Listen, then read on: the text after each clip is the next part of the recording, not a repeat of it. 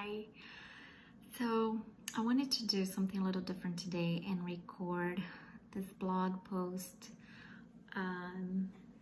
as a video instead of actually writing it out, because there's been a lot of things that have been coming to me this past few days as we're navigating this crisis, and I think it just made sense to do it this way. So some of the things that I have been noticing is that we are used to having everything we need when we need it, and especially those of us living in developed nations like the United States, for example.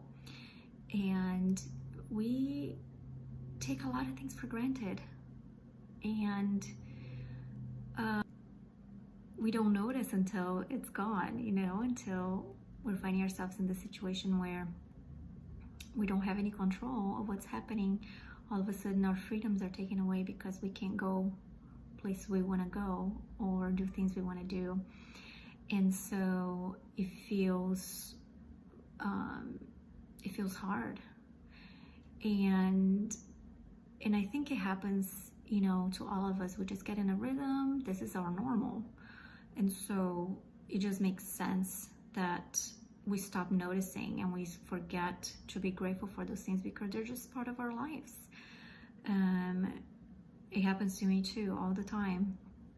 I remember as a teenager, living in Brazil and having to catch the bus to go everywhere, and carrying, like 3 bags of books and things, and just thinking to myself, gosh, if I had a car of my own, I could just put all this in the back seat and just, get to wherever I need to go. And just a few years later, I was here and I was doing that. And you know what? I just completely forgot about, how hard it was before. And this was my new normal, putting my books in the back seat and driving myself everywhere.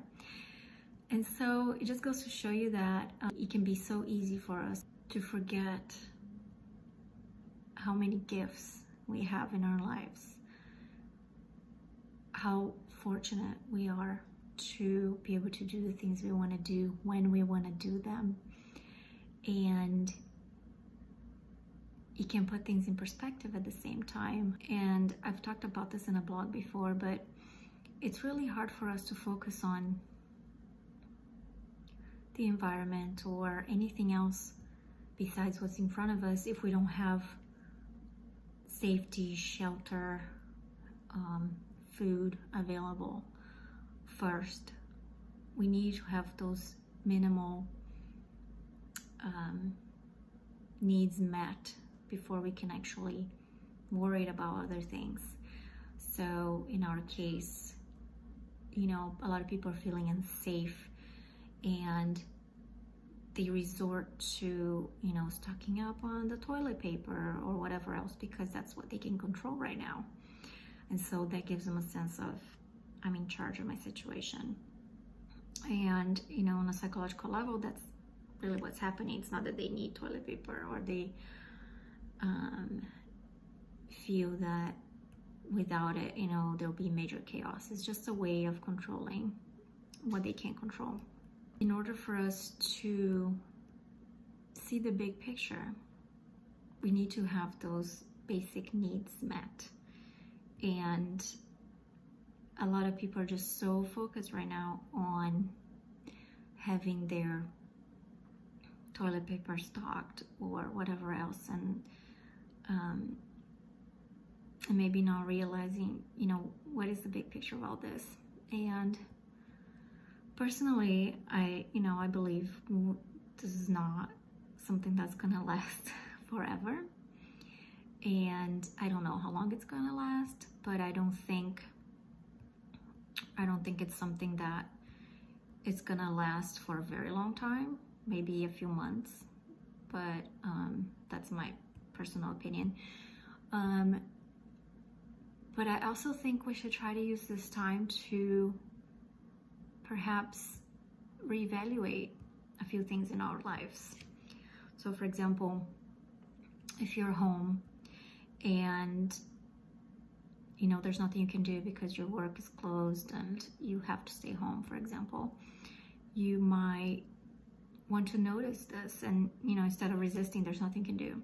So just, enjoy what you can.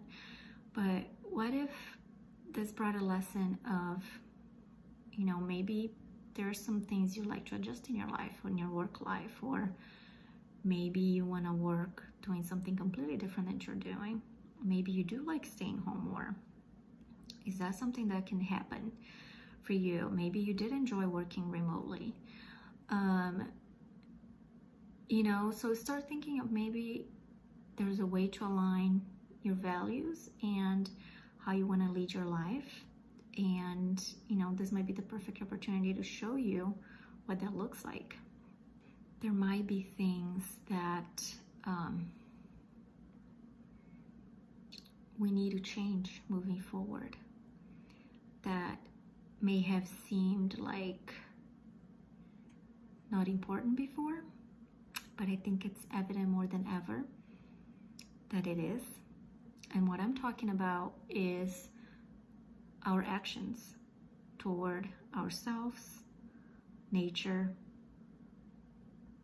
realizing that we're all one, meaning this happened on the other side of the globe and here we are in the United States dealing with it, just as if we were over there. And so it just goes to show you how small our planet is and how quickly things can change and how quickly our actions can affect other people that we have never met, never will meet possibly, and that seem like they have nothing to do with our lives or lifestyle. So here at Green Luxury Living, we talk about taking actions that align with your values and being mindful of everything that you do, how you spend your money, how you spend your time, what you do on a daily basis when it comes to taking care of yourself and your family and your household. And I think that now we can start to realize that this is big, and that our actions here in your own community can have a huge impact on a completely different part of the world. So, and I mean little things, something as small as deciding to compost instead of throwing out your food scraps, or make veggie broth instead, for example, which is something I do a lot. Or forego purchasing that one product that is made out of plastic and look for an alternative. Or pick up trash at the beach when you're out, for a day of fun. You just never know how that particular action that you did today will impact another person in another country. And even things like shopping for your clothes, picking out a fair trade item instead of the cheap option could have a huge impact on a family in another country that was actually making that cheap item and getting paid so little.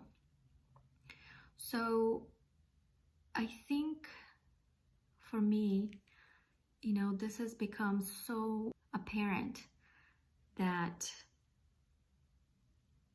no matter how little of an action we think we're taking, it actually has a huge impact on not just our community, but the world as a whole. I mean, we're all in this together, aren't we? And so it makes me wonder, what do you feel you're being called for at this time? Because these times of challenge is when we usually tend to grow the most. They are hard. We're looking forward to the end of it because we don't like to feel uncomfortable. But when we feel uncomfortable and we work through it, that's when the big ahas come. And that's when we can get to the other side and we're like, oh, that's why that happened. And realize that there was a reason for all this. You know, there's all these reports about nature coming back to life because the world has stopped. You know, pollution reduction in China has been amazing. The canals in Venice are clear and with dolphins swimming in it. There's all these amazing results of animals coming out of the wild because they've been, you know, hiding away because of human interaction and humans taking up, you know, where they used to live. And so now that the humans are away, they can come out again.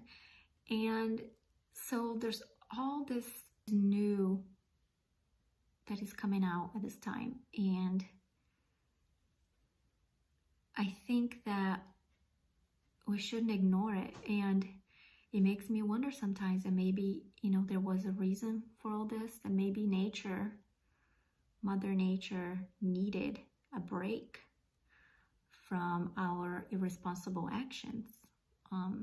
Humans have a really hard time listening or imagining, you know, that their actions have any impact on anything they do. And this is really forcing us to stop and realize that, yes, you know, we are creating this world, and the things we're doing to the world are really hitting a point where we need to notice, and we can't just ignore it anymore. And another thing that I've noticed is that people are starting to realize how important their health is. And because if you are not feeling well, there's not much you want to do. You know, it's a little bit of the whole thing with the hierarchy of needs, where yes, you have your food, you have your shelter, you have safety, but then you also need to feel good to be able to do things. You know, who wants to take action if you just feel crappy? You know, if you don't have any energy. And I think people are realizing that if they are feeling good and they're healthy, these types of pandemics don't affect them as much, or they can quickly, you know, recover, unlike others. And I think now people are realizing that it is really important to take ourselves seriously, our health, our self-care practices, really focusing on what we can do. So meditating, we want to elevate the collective consciousness as much as possible, and that really helps with healing. We want to connect with others in a positive way, and, you know, finding people who support you, who lift you up. It's important at this time as well, because we all need to connect. And since we can't connect physically at this time, there's no reason why we shouldn't connect online or over the phone or whatever it is. And, you know, just making sure that we stay positive and we keep our vibrations high, and doing the best we can, because it will not last forever. And, you know, by the end of this, I think, and I hope that people will realize the changes they want to make and make them and stick to them, and not actually go back to their old ways and forget about it all. So that's my hope. I hope you are doing well and that you're feeling well, and your family. And I would love to hear from you, your thoughts, and how you're getting along at this time. And if you have any questions or anything, I did want to put out these things in blog posts, so I might be doing that as well. But I thought it was nice to bring this message over to you, so I could connect in a different way. Thanks for watching, and I will talk to you soon. Bye.